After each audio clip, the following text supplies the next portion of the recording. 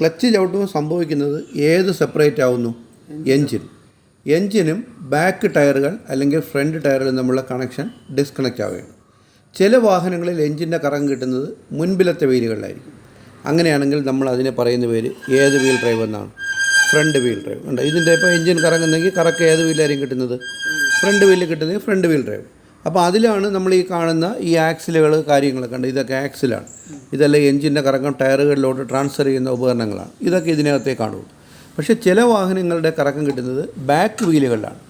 അതിനെ നമ്മൾ പറയുന്ന പേര് റിയർ വീൽ ഡ്രൈവ് വെഹിക്കിൾസ് എന്നാണ്. അപ്പോൾ ഇവിടെ ആ എൻജിൻ്റെ കറക്കം കിട്ടുന്നത് പുറകിലത്തെ വീലുകളിലാണ്. അപ്പോൾ ഇവിടെ നമുക്ക് ആ എൻജിൻ്റെ കറക്കം പുറകിലോട്ട് കിട്ടാൻ വേണ്ടി ഡിഫറൻഷ്യൽ യൂണിറ്റ് വച്ചിട്ടുണ്ട്. ഇപ്പോൾ ഇതിപ്പോൾ നമ്മുടെ എൻജിനാണ്. അപ്പോൾ എൻജിൻ കഴിഞ്ഞാൽ എൻജിൻ്റെ കറക്കം ക്ലച്ച് അസംബ്ലി വഴി നമ്മൾ നേരെ ഗിയർ ബോക്സിനകത്ത് വന്നിട്ട് ഗിയർ ബോക്സിൽ നിന്ന് പ്രൊപ്പല്ലർ ഷാഫ്റ്റ് വഴി എവിടെ കിട്ടും? ബാക്ക് ടയറുകളിൽ കിട്ടിയാണ് വണ്ടി എങ്ങോട്ട് പോകുന്നത്?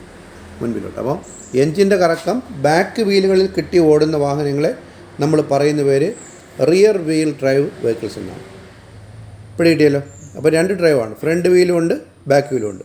അപ്പോൾ ഇവിടെ നമ്മൾ ക്ലച്ച് ചവിട്ടിയപ്പോൾ ഏത് ഡിസ്കണക്റ്റായി?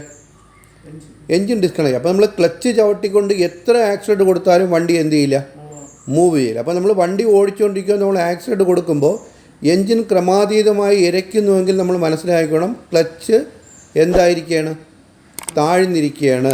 കാരണം എൻജിൻ്റെ കറക്കം ബാക്ക് വീലിൽ കിട്ടുന്നില്ല എന്ന് നമ്മൾ മനസ്സിലാക്കണം. ഓക്കെ.